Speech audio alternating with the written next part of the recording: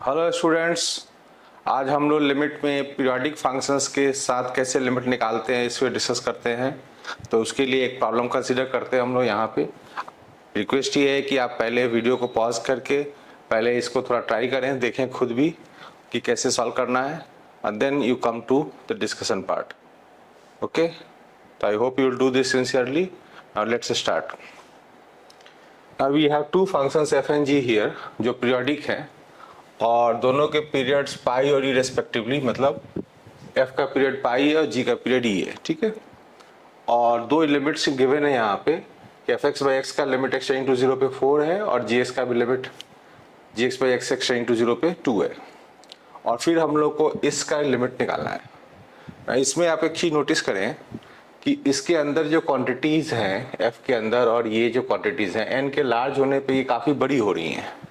That means कि हम लोग इसमें पीरियोडिक होने का फ़ायदा उठा सकते हैं कि कोई क्वांटिटी लार्ज हो रही है तो उसको हम लोग पहले खींच सकते हैं अगर पीरियड का कॉन्सेप्ट लगाते हैं। तो आप ये समझते हो कि अगर कोई m इंटीजर है तो आप f of x plus M pi जो उसका पीरियड है उसको आप fx लिख सकते हो उसको, है ना। तो इसी कॉन्सेप्ट का हम इस्तेमाल करेंगे f में भी और g में भी। g में भी यही काम करेंगे। तो यहाँ पे इंटरेस्ट क्या है कि ये जो क्वांटिटी है इंटीजर पाई नहीं है, तो 3 प्लस रूट 7 का पावर है कि इंटीजर पाई नहीं है। तो how to make it integer pi, तो आपने बाइनोमियल में कुछ इस तरह का सिचुएशन देखा होगा जब बाइनोमियल के चैप्टर आप करते हो कि 3 प्लस रूट 7 का पावर n और 3 माइनस रूट 7 का पावर n अगर हम लोग दोनों को ऐड करें तो इससे एक इंटीजर जनरेट होता है। अगर आप इसको एक्सपैंड करके देखो तो 3 का पावर n, सेकेंड टर्म दोनों का कट जाएगा आपस में, तो I am writing the next term. तो NC1 हट गया, NC2 आएगा, 3 का पावर n माइनस 2, रूट 7 का स्क्वायर एंड सो ऑन, इस तरह के टर्म्स आएंगे। और यहाँ पे आप देख सकते हो कि रूट 7 का पावर 2 होने से वो इंटीजर बन गया है। NCRs इंटीजर्स होते हैं, 3 का पावर भी इंटीजर। तो ये पूरी जो क्वांटिटी है वैसे तो 2 मल्टीप्लाइड है तो एक इवन इंटीजर है, बट हमें बस इंटीजर चाहिए, तो this is definitely some integer. Okay, now हम लोगों का ये क्वांटिटी 3 प्लस रूट 7 का पावर n पाई है, उसमें हम लोग इसके साथ अगर डिस्कस करेंगे पाई लगा करके तो वो इंटीजर पाई बन जाएगा। तो लेट्स स्टार्ट द लिमिट। तो लिमिट स्टडी करने के लिए f of 3 plus root 7 power n plus 3 minus root 7 power n, ये पाई आप यहाँ पे ऐड कर दो ना। ये जो क्वांटिटी है इंटीजर पाई बन गया और ये क्वांटिटी एक्स्ट्रा लिया मैंने तो ये मैं यहाँ सब्सट्रैक्ट कर देता हूँ, 3 माइनस रूट 7 का power n pi. Okay, you do the same thing with G के साथ भी आप यही करें। तो g ऑफ 2 प्लस रूट 2 का power n plus 2 minus root 2 का पावर n e माइनस ये टर्म एक्स्ट्रा लिया हमने तो 2 माइनस रूट 2 का power n e। Okay, now once you write like this, ये पूरा क्वांटिटी जो है m पाई है और ये कोई k टाइम्स e लिख सकते हो आप, है ना। तो उसको आप हटा लोगे आप पीरियोडिक नेचर होने के कारण से f का और g का। तो इसको नेक्स्ट स्टेप पे हम लोग क्या लिखेंगे, limit n tends to infinity f of minus 3 minus root 7 का power n pi divided by g of minus 2 minus root 2 का power n e। Okay, now अब हम लोग वो दो लिमिट्स जो हम लोग को दिया गया था उस पर फोकस करते हैं। एक तो extend to 0 F X upon X था। अगर आप इस क्वांटिटी को देखो 3 माइनस रूट 7 पावर n, तो ये 1 से छोटा है, पावर n रेज करने से काफी छोटा हो जाएगा, 3 माइनस रूट 7 खुद ही 1 से छोटा है। तो ये क्वांटिटी स्मॉल हो रहा है तो इसका नीचे हम लोग रिप्रेजेंटेशन करेंगे एफ एक्स बाई एक्स के फॉर्म में।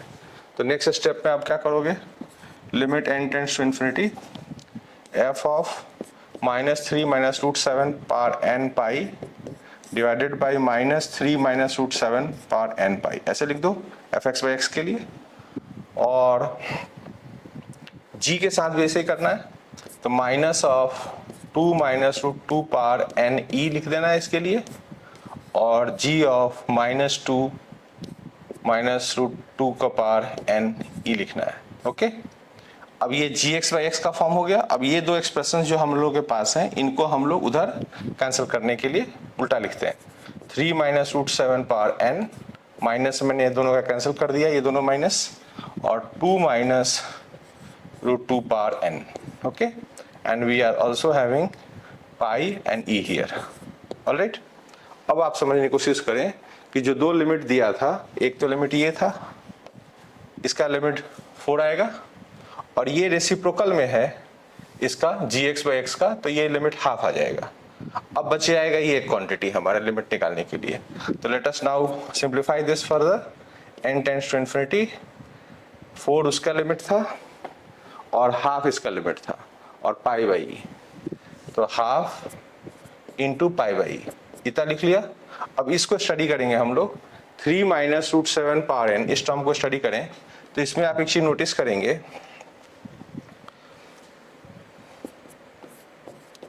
कि ये जो रेशियो है 3 -√7 पावर n और 2 -√2 पावर n, ये रेशियो हम लोग चेक करेंगे कि क्या ये 1 से छोटा है क्या। तो let us first check. If you check this that 3 -√7 by 2 -√2 जो क्वांटिटी है, ये 1 से छोटा है कि नहीं है। 2 -√2 पॉजिटिव है, तो what we can do is we can cross multiply.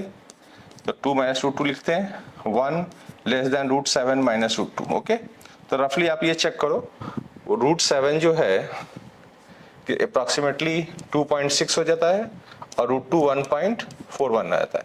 तो ये क्वांटिटी जो है डिफरेंस में 1.2 आ रहा है, जो कि 1 से बड़ा है। That means this statement is true कि ये क्वांटिटी 1 से कम है।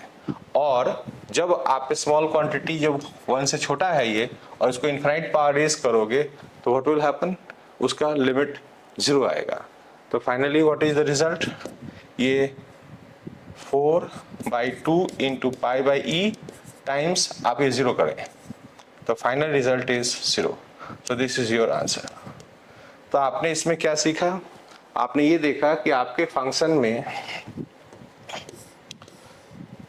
जो ये लार्ज क्वांटिटी इन्वॉल्व था, उसको पीरियड के कॉन्सेप्ट से हमने उसको छोटा किया, और उसके लिए हमें इंटीग्रल पाई, इंटीग्रल ई बनाना पड़ा। फिर ये क्वांटिटी जब ये छोटा हो गया, देन हम लोगों ने ये दोनों लिमिट्स को इस्तेमाल किया।